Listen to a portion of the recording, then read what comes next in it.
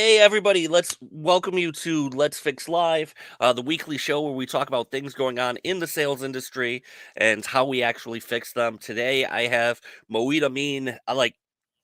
I didn't know how to title this one, and we were talking about that before. Decision making seems way too broad, but I didn't really want to go into let's fix neuroscience as if we're going and doing brain surgery and taking people apart and doing Dr. Frankenstein-y things together. Um, but yeah, neuroscience and sales expert. I mean, why don't you kind of give the intro because you'll do it better than I will anyway. Sure, Red. Yeah, thanks for that. Yeah, I mean, 20 years in sales, B2B sales. I graduated in neuroscience from university or college in America. Wasn't really sure what to do with it, and through a serendipitous event, which was actually during the kind of financial crisis of 2008, I really kind of returned back to neuroscience and went deep into the knowledge there to understand more around how my buyers, what actually makes my buyers think and make certain decisions, and what are the mechanisms behind that, and almost kind of reverse engineer and change my sales approach to start from there, really.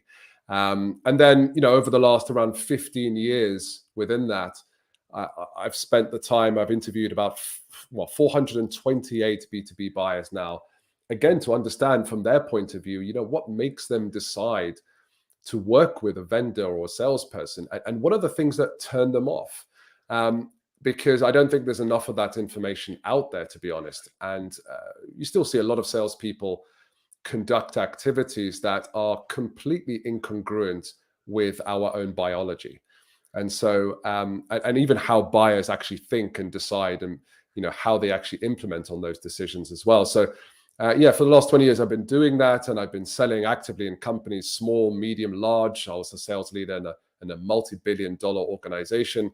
And then from 2019, I was so disenfranchised with some of the sales training that's out there that I decided to take matters into my own hands and created a company, Proverbial Door, to do just that. So, we help sales professionals as well as sales leaders and even business leaders, company founders, really think about how do you structure your sales function in the right way? How do you train your salespeople to have good quality conversations that result in positive metrics as well? So yeah, that's in a nutshell what I've been about for the last 20 years. Because I love the part that you brought up, like your own disenfranchisement with the sales industry, because that's a major thing that I talk about. What things do you see are some of the biggest cardinal sins that you see people doing within the sales training world? Gosh, yeah, that's a long list. Yeah, okay, That's a so long list, deep dude. breath. So let's start with the first one, which is very, very self-centered approach. Mhm. And the training initially is all about us, right, as the vendor. Why our product is great. Here are the ways in which you can, coerce your buyer to, go on the journey with you. Cold calling strategies, questioning strategies that are completely self-serving. Very little of it is considering from the perspective of the buyer.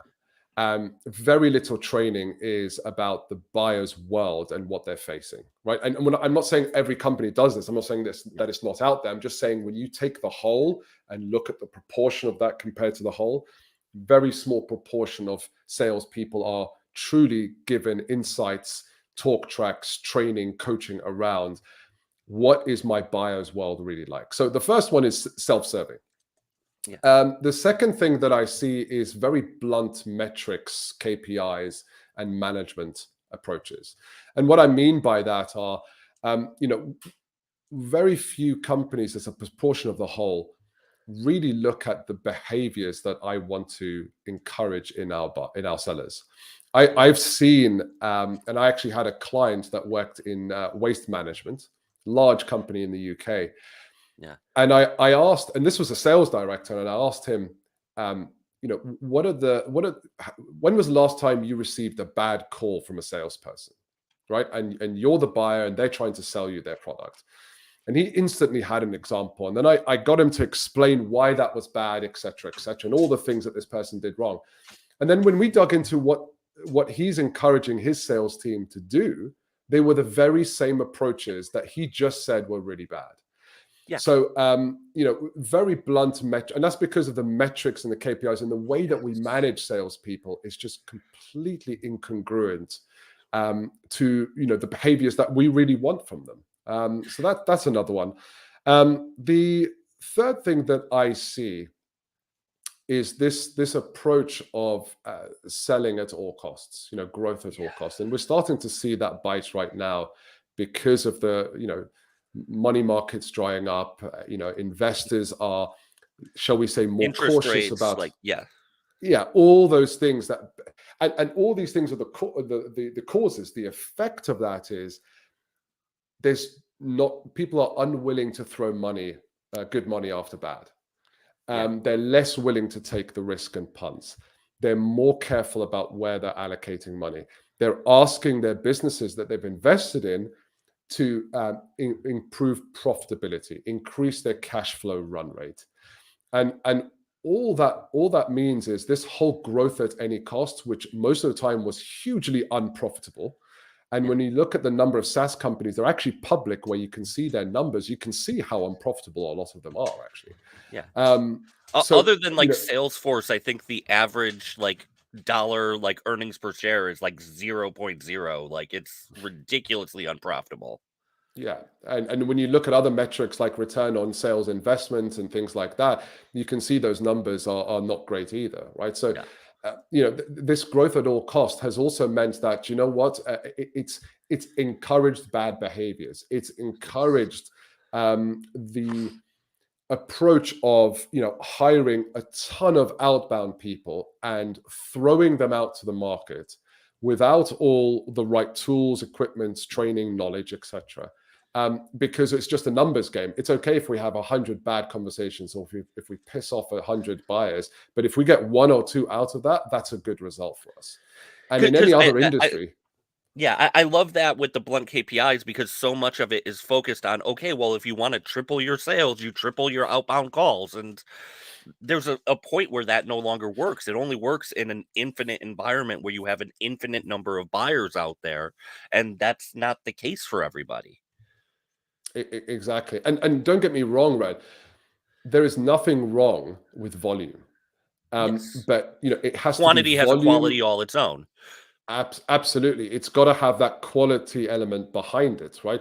There's nothing wrong with being crystal clear on who my ICPs are, my ideal customer profile Mhm. is, knowing about them both in their professional and personal lives, understanding what they go through, having the right talk tracks and narrative, and knowing about your product and why that's the better option. All those things, Yeah. and then going at it in terms of volume. But just Yeah. going at volume with superfluous information that's not really valuable to the buyer, you're only going to damage your brand. And in a recessionary environment, your brand is incredibly important, because that is what's going to help you stand out compared to others. So that's the other one.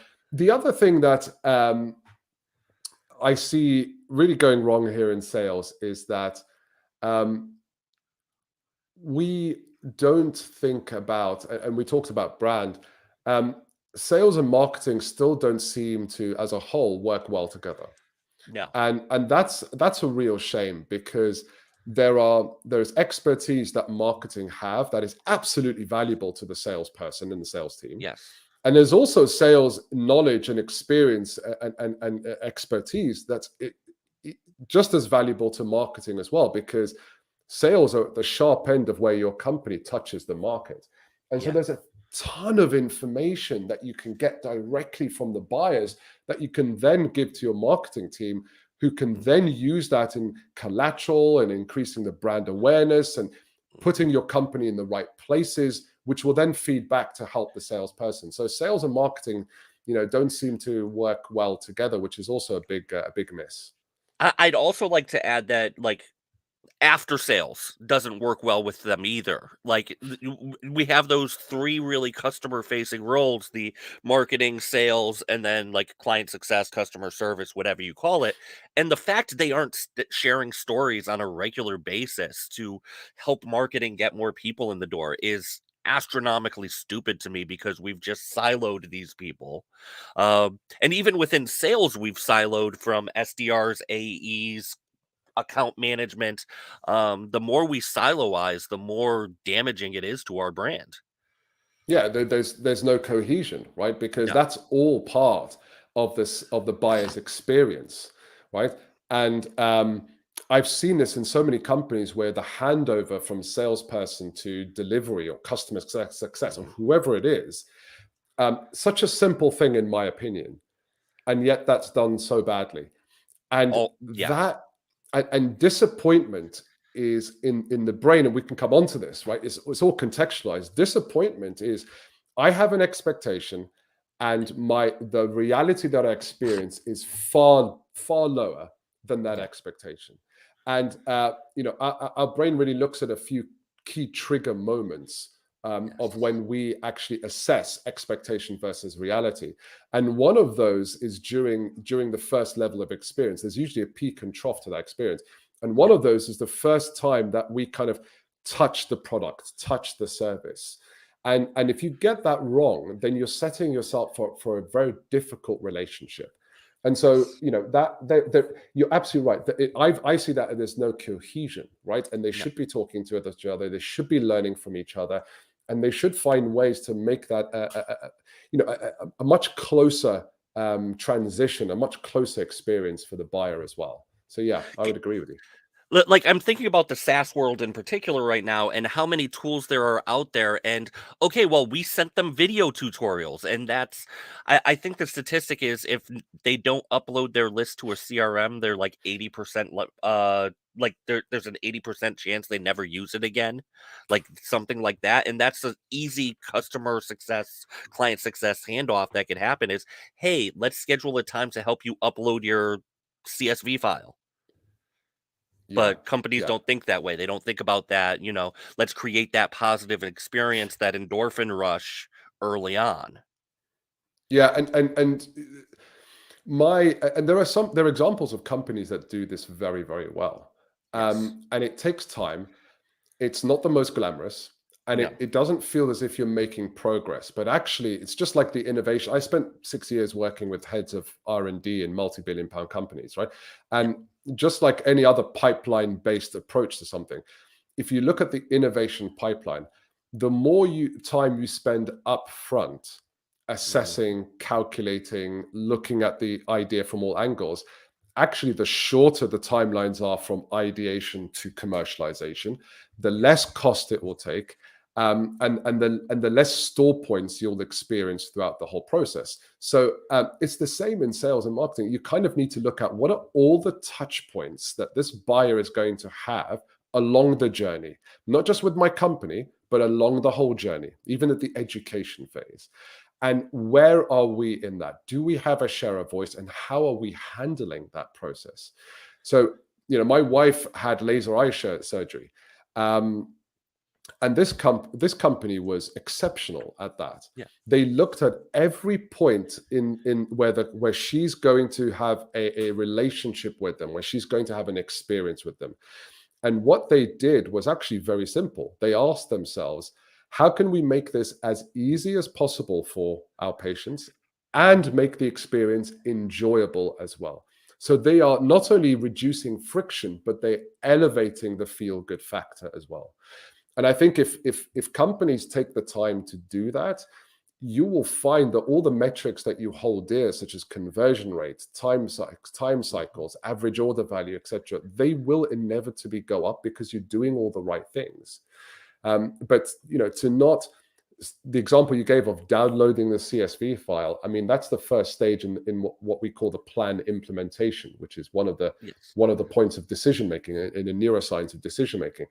And if you don't do that with clarity, and if you don't do that confidently, then you're creating a situation where the perception will not meet the experience, and therefore you're opening yourselves up to disappointment. Yeah. And creating that uncertainty, making you feel like this is like haphazard and you're on your own when implementing something that's a very complex tool, or, again, the aftercare of laser eye surgery or the lead up to it, the pre-care to it. The more uncertainty, like the more fear and anxiety a customer is going to feel, triggers an adrenal response, fight, flight, freeze, and in many cases, they just run away. Exactly. I mean, it doesn't have to be that complicated, if I'm being Yeah, honest, right? I mean, you don't really have to have a degree in neuroscience to know yeah, this.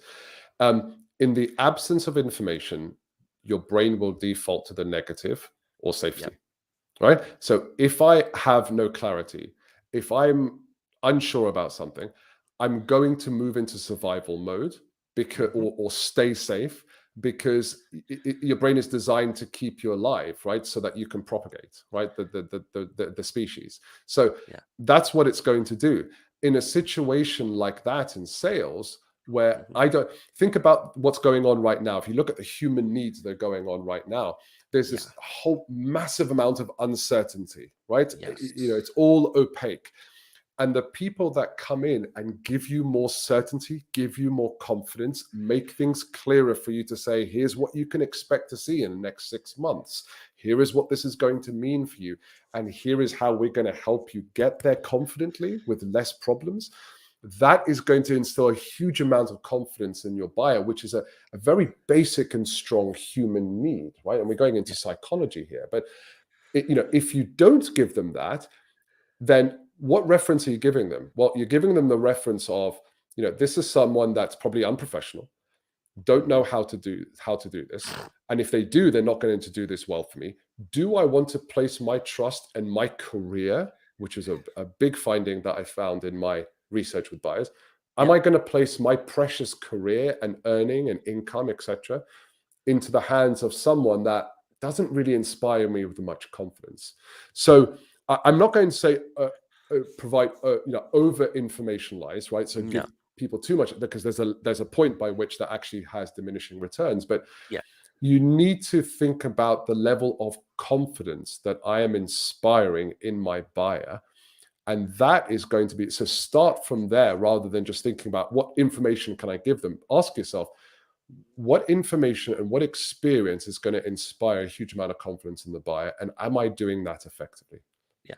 Because I think pretty much everybody is calling for a recessionary environment in the near future because of raising interest rates, like the whole economic chaos that seems to be going on right now. What are like other than what you've just described, like what other ways can we really just focus on small things to make that environment better for our customers? Um, so I don't know if there's small things, but I'll give you the things that come to mind. Okay.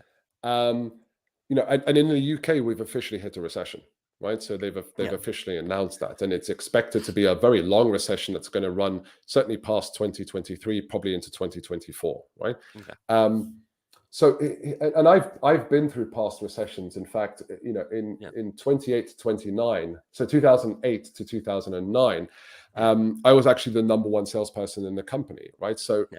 there was clearly something that and I wasn't the most experienced. So why am I saying that? It's because the first thing that you can do as a salesperson is see it how it really is, not worse than what it is. Hmm. Recessions, the supply of money doesn't just suddenly plummet, right? It will reduce by a certain amount, 1 percentage point here, etc. Yeah. The rhetoric is what makes the fear response really Yes. come alive. Um, and what happens in a recession is, does everyone lose out? No, there are No. still winners, there are still losers. Yeah. The gap has expanded. The winners are far clearer and the losers are far clearer. There's Yes. less of that middle ground, but people do get wealthy and advance during recessions. So the first thing that I would advise any salesperson, because you asked about what to do for the buyer. Well, if you don't get yourself in order, then you're not going to be able to help the buyer. So Yes. get your mental state in order first. Realize that recessions are temporary. They're not a disaster. And actually, it's a rebalancing and reshifting of our social society, macroeconomic structures, etc. Yeah. And the decision you need to make for yourself is, where am I going to be Mhm. once we come out of this recession? Am I going to be on top, or am I going to allow this recession to be an excuse for me? Because there are going to be some winners, and you've got to decide whether you're going to be in that category or if you're going to be in the other category. So get kind of your mental state in order. That's incredibly, incredibly important. Because that's something Um, that I wholeheartedly believe in, because in sales we talk a lot like, oh, all decisions are emotional. Every decision that a buyer makes is emotional, but we never extend that to ourselves and think we are the same emotional soup, the same chaos and anxiety, and listening to news stories about what the grocery prices are doing, that whole thing. We're hearing that same thing our customers are, but we never extend that compassion to ourselves and actually mm. examine our own thought process on it. Yeah, absolutely. And here's the beauty of it: if you examine it for yourself, you're also part way examining it for your buyer as well, because as you just said, they're Yes. going through the same process. Yeah. So it's really important, because here's the thing: here's the curious thing about the brain. There's a portion of the brain called the thalamus, and the thalamus is there. I'll give you an example. Your brain has the ability, if it wants um, to recognize a 0.5 degrees Celsius drop or change in temperature from your skin cells, Yeah. right? It has the ability to do that. But can you consciously do that? No. Why? Well, the main reason is it's not detrimental to your survival. If the Yeah. temperature drops by 10 degrees Celsius, okay, now we need to take notice of that, because something drastic is going on. But a 0.5 degrees Celsius doesn't make a difference. However, we have the capabilities to do so. You have 2 to 4 million bits per second of information coming in through your sensory organs, and yet only 238 bits per second are consciously Mhm. being absorbed and calculated, whatever you want to call it. Yeah. So, Because otherwise we'd um, be in such a state of overwhelm at all times because we just can't process that much at once. yeah, exactly, exactly. Yeah. And you'll have, yeah, exactly. Yeah. So going back to, so you've got the thalamus. The thalamus is there to filter all these things out. Think of an example where you decide to, if I say to you, red car, red car, red car, right? Yeah. All of a sudden you will start to notice 1 in 3, maybe 1 in 5 cars around you are red. But Mhm. beforehand, you probably wouldn't even have noticed that. But they were still there. It's just that your thalamus decided, with your prefrontal cortex, a logical portion of your brain, the part of the decision-making portion of your brain, to filter that out because it's not necessary. So why am I Yes. talking about that in relation to your mental state? Um, what you choose to focus on becomes your reality. Yes. If you focus on the fact that this recession is going to be tough, all is lost. You're gonna, people are not buying. It's harder to make decisions, harder to get buyers to make decisions. It's going to take longer. If you focus on all of that, then guess what? Not only are you allowing your brain to basically say, allow all those things from our external environment to confirm what I'm thinking, Yeah. but you're not going to be in the right mental state to ask yourself good quality questions to come to a decision, which will therefore lead to Yes. effective actions and behavior. Now contrast that with another thing you could be asking yourself, which is, who are the companies and who are the people that are using this recession to increase their market share? Or we're in a recession, but who are thriving right now? We're in a recession. Who are the salespeople that seem to be thriving more than anyone else at the moment? What are they doing? Right? How can I win from this recession? How can I use this recession to my advantage to give myself an unfair competitive advantage and pull ahead of everyone else? And if you ask yourself those kinds of questions rather than focusing on the doom and gloom, all of a sudden you're activating your thalamus to start to look and seek for answers and stimuli to those questions. So where you choose to focus your time is really important. The other thing Yeah. to look for is the language that you're using. Language is a precursor of behavior, thought and behavior. Yes. If you, we have about, I think it's something like 4,000 words in the English language. It's one of the most diverse and rich languages in the world. But I would say that most of us live a very poor life. The reason Yeah. why we live a very poor life is because we use a very small adjectives, language, words to describe everything that we experience.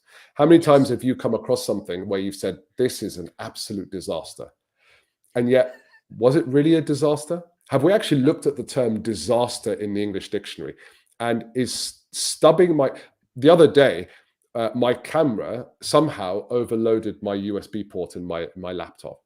Now, I found Right. myself saying that this was a total disaster, but was it really? Yeah. Or was it just an inconvenience? So Yeah. think about the language that you are saying to yourself and internalizing to yourself. The other thing you could be doing for your buyers is we talked about giving them massive amounts of confidence. Yeah. Those sellers, because right now buyers more than ever, and this is always important, but in recessions this is really important. Yeah. Um, Buyers are struggling with very similar things that you are, except that their responsibilities are magnitude times more than yours, right? Yeah. So and every decision they make has big consequences, not just for the people in their business, but also for their very own income, right, and their Yeah. careers. And so they value people that are able to help them see around corners. Yes. What is the next 6 to 12 months going to look like? And what are the decisions that I need to make that will help us navigate those next 6 to 12 months to not only survive, but to thrive? Yeah. And so, if you are able to help your buyers see around corners, help them see things that they probably didn't see, or at least help them assess the impact of something that they probably weren't able to do. Um, so that is also really, really important. The other thing is clarity. And you might think, well, is that the same as confidence in what I talked about before? So I'm talking about this from a different perspective, which is Yeah. if you're proposing a solution, Mhm. get crystal clear on your value proposition, get really crystal clear on the ROI, get more crystal clear as well on how is my buyer's life going to be better with me in it? Yes. Because ambiguity is death in a recession. It is not something that a buyer is going to be interested No. in. So you need to get crystal clear and make sure that your ROI. So in recessions and in fear situations, what we do is we focus, we narrow our focus to the things that Yes. we are looking at, and so anything that has an ROI of beyond the buyer's current fiscal period is going to be deprioritized. So you better figure out and get clear on what ROI can we deliver within the buyer's current fiscal period, because outside of that, they're just not looking at that right now. And make sure it's very closely aligned. And especially if you're talking to a senior level buyer, be very clear on how you link to the thing that they're responsible for, which is the P&L. Yeah. And so get clear on how this is going to impact the P&L, because likely the safety and the strength and protection of that P&L is going to be very high on their responsibility list as well. Because Um, that's something I really like, and as I'm thinking about it, like, we obviously talk a lot in groups that we're in and how short-term focused so many companies are, and you may have a product that may take more than 3 months in order to create results. That's just the nature of, real change. It doesn't happen instantly. How do you mm, handle it when you're speaking to a buyer who is very focused on the month or the quarter, and knowing that your product can deliver great results, but it's going to be, 120 days to 180 days down the road? yeah, it's a really good question. So there are a couple of ways that buyers have expressed to me about how this has worked for them, as well as my own experience. Yeah. First thing is you may have 120 days until an ROI is seen, but you definitely don't have 120 until some positive results are seen. Hmm. So think about in say the next 30 days, what are our steps in that process, and what result is that going to give to the buyer? Now, sometimes, and this is the second part, sometimes the result is not going to be tangible or logical. It's going to be emotional, Yes. right? And so we overlook this so much, and it's, if we go into the neuroscience of it, we don't have to go into detail, but emotion really is everything. When you think about, when you take an action or when you pursue a goal, emotion is literally the beginning and end in that four-stage process. Yeah. When you make a decision about something, you are not deciding about it logically. Actually, the orbitofrontal lobe in your brain is the final stage of when you pursue a goal, make a decision on something. Um, and what that does is it basically, you're asking yourself, how am I going to feel once I achieve that versus how I feel now? What's my Yes. emotion going to be? Not logically how much money I will get, but how much will how will I feel when I get that money? So there are emotional steps that your buyer is going to go through. And then the final one, which is really important, is a big part of sales is, um, you know, uh, you're going to see results later on. Yes. But what you're trying to do is you're trying to bring any pain and positivity of that 3-month timeline as close as possible. So you're going to, use techniques such as submodalities, right? So this is visual, auditory, kinesthetic, olfactory, gastronal, right? You're going to look at those submodalities and say, how can I activate as much of that so that the buyer can feel and experience what that pain is going to be like, or what that positive outcome is going to be like, and make them feel that now. Experience is not just mental, it's physical, it's in your Yes. body as well, right? And there's a constant connection between the brain and the body.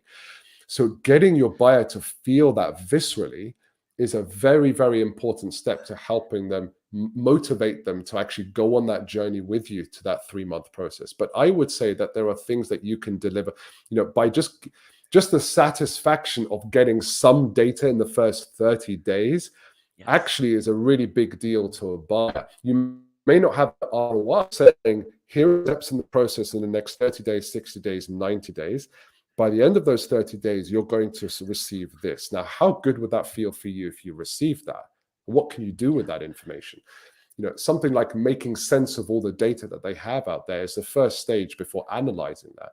How good are you going to feel that you've made that level of progress right now? Right. So, those are the three things that I would look at. And I've seen salespeople do this masterfully. But don't just think that the ultimate goal or outcome is the only thing you can show. There are No. steps in the process and there are emotions attached to that process that you can get your buyer to see, realize, and feel and acknowledge in that journey as well. So that, at a high level, that's kind of how I would approach that.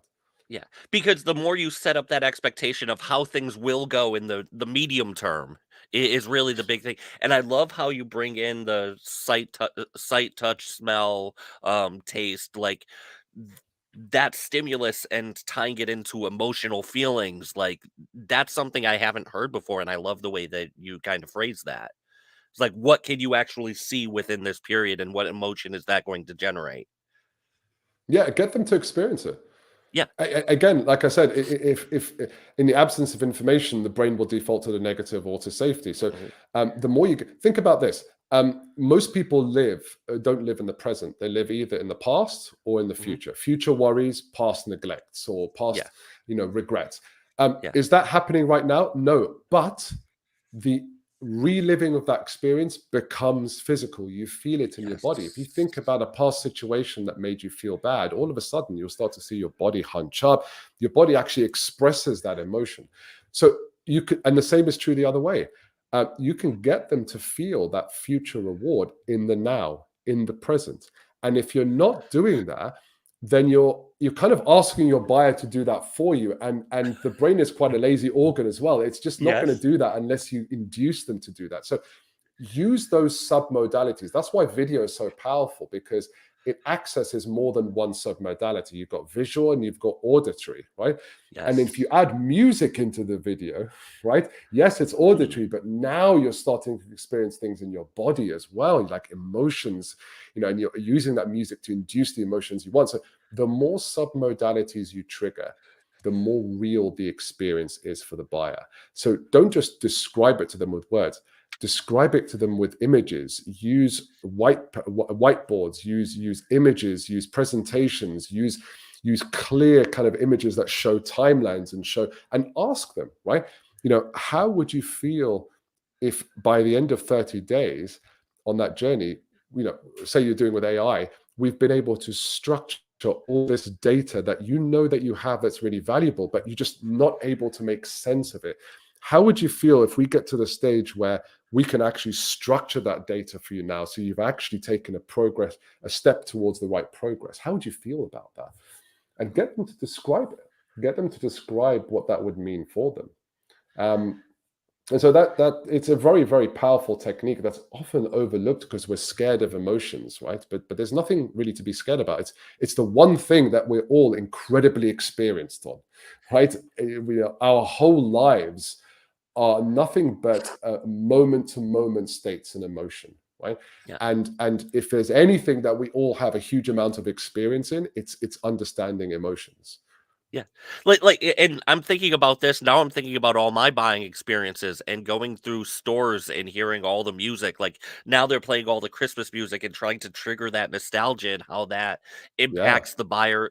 Like, and now I'm trying to think like, okay, how do we bring taste and olfactory senses into the buying experience? Maybe not. Yeah, maybe. I mean, unless you're selling food and things like that, maybe not, right? Well, But I you still have got sent this. buyers pizzas and things like that in the past before, just because, like, people who have ghosted me, I'm just like, I sent them a pizza, like, hey, I still want to chat, like, send them a That's cup a of good coffee idea. or something like that. Yeah, Great idea. I spoke to someone that was asking my advice, and what they do is they create branded products for businesses. So, putting your brand on a pen, mhm, a t-shirt, a jumper, whatever it might be. yeah, And, we looked at, well, how do we create trust in the buyer? And I said, well, one way that you can do so is they don't know you and they don't know what your product will look and feel like. yeah, So if there is a way for you to, in a cheap way, hmm, send them a taster material or send them a digital representation of the material so that they can see it. Now yes, we've moved away from imagining something and they're creating their own reference based on past experience, which may not serve you, right? It might be a bad experience and now they've just superimposed it onto you, which may not be true. yeah, Now, what you've done is you're giving them a way for them to actually see, feel it, right? Imagine what that would be like for them, right? So you're accessing those submodalities. You're helping people create a positive connection to what you have to offer and say. So yeah, absolutely. The example of the pizza, that's a great one. yeah. Like, I'm I've thinking heard of of like others. branded candles now. Like, literally sending something along those lines, like, give them that comfort feeling that they're looking for, and do it that way. Like, I know here in the States, I don't know if they're over in the UK, Yankee Candle will let you personalize a candle with a picture. That's something that Yeah. you could send to somebody to try to create that positive emotion too. Yes, absolutely. But think, I mean, my one advice there is, it's good to do those things like the pizzas, etc. My Yeah, one advice is try to bring it as close to what it is what you stand for, and 100%, what you yes. do as much as possible, for sure. Because and to you and me that makes sense. But I've seen people send, nefarious things through the mail or whatever it is, but really doesn't have much to do with them. So send something that's as close as possible to what Yeah, you do, because you want to arouse the kind of connected emotions there. But absolutely, yeah. But if I there's see anything you so take away many from this, brands is resorting to the same things over and over again, sending pens, sending coffee cups, sending, again, jumpers, sweatshirts, things like that. mm, Think about things like, I love the idea of t-shirts because it's something you could feel, it's something you could see from the submodality perspective. But yeah, try figure like, there's lots of other emotions and feelings, like stimulus that you could provoke.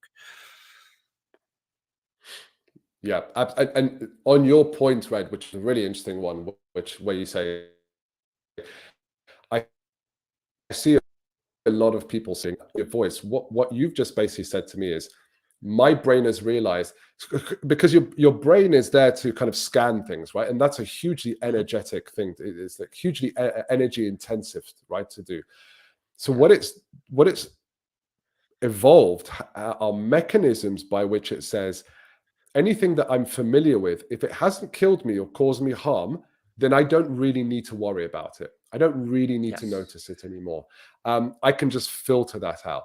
So novelty is incredibly important. It's why I always talk about injecting surprise and novelty in your outbound strategy or in your messages, because it primes people to A, notice you, and B, it causes self-reflection, which is really important for persuasion. That it's in Yes. the medial, so it's in the posterior cingulate and in the media prefrontal lobe or cortex. Yeah. So these are areas where self-reflection, which is very important for persuasion. But what you want to do is inject novelty for the other reason, which is novelty is induces a higher amount of dopamine release, and people misinterpret dopamine with reward. It is, but Yeah. dopamine is actually more about motivation. Yeah. And so, if you inject novelty into an experience, it releases more dopamine, which then makes you your brain say, "Okay, we're motivated to seek more information about that." And that's another. We're talking back to some of the mistakes that salespeople make. They send the same email with the same structure, or they make the same cold call, the same outbound Yeah. process as everyone else out there, Yeah. and they're not aware of the fact that your buyer has implemented both mental and infrastructure mechanisms to filter those things out or Yeah. block that, right? Well, So how many inject some calls do novelty. we hear? How many calls do we get that say, "Well, our product could help save you time or money"? Yeah, that's what everybody says. Exactly. But if you inject some novelty into the Oh, approach, did I that lose you makes a sec? shouldn't do. There's a bit of a delay though. Oh, there we are. Are we back again? I think we are. Well, given Yeah, that, cool. like, the Oscars are now playing our walk-off music, how do people get a hold of you? Where do you want them to go? I wanna throw up a couple of banners really quick for, so that people could find you. Obviously, Yeah. sales training, like, all that kinda stuff. So, Yeah, I yeah, mean, how do people find you? thank you for that. Yeah, thank you for that. I mean, look, we're all about what I do is about giving salespeople and business leaders the strategies and the tools to improve their sales effectiveness, and that's all from the buyer. You don't have to worry about the neuroscience side of things, but know the fact that I've tested this with neuroscience so that you're working with people's biology. But there's a huge amount of research and training that we do that's from the buyer's perspective, so that you're doing things that the buyers actually like, right?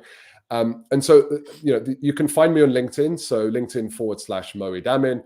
I'm very active on LinkedIn. You're more than Yes. welcome to connect with me and just reference the discussion that we've had today, so that I know who you are and where you've come from. You can also check out my website, which is proverbialdoor.com. Now, there are a couple of things on there that you can see. You will see sales training for teams, for sales teams.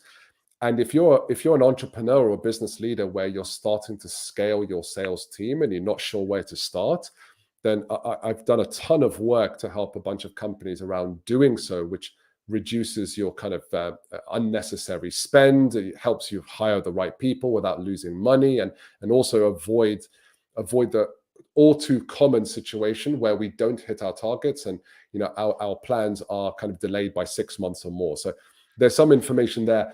I've also created a diagnostic which you can go to, and this is really important in a recession, where you can actually assess your sales skills right now on all the different categories and dimensions of sales skills that are important. And you will get a score on each one of those skills to say where you are. And more importantly, you will get a detailed of in order to get to the next stage. You can see with your manager and yourself, where are you in that process? What is it that I need to do in order to get to the next level? And you'll be able to reference that to say, have we achieved that or not? So those are some of the things that your viewers and listeners can look at, and certainly contact me about it. Yeah. No, this has been great. I love this conversation. Like, you've given me a lot of stuff to think about, which I always love. So, and you always do anyway in all of our conversations. So that's why I wanted you on. Thank you. Yeah, really enjoyed and love the questions as well. So it felt so natural with you as it always does, Red. So thank you for that. Yeah. So, but yeah, no, everybody, thank you for joining me on Let's Fix Live. I will be back next week. Enjoy the week, enjoy the Thanksgiving holidays if you're in the US, and I will see you soon.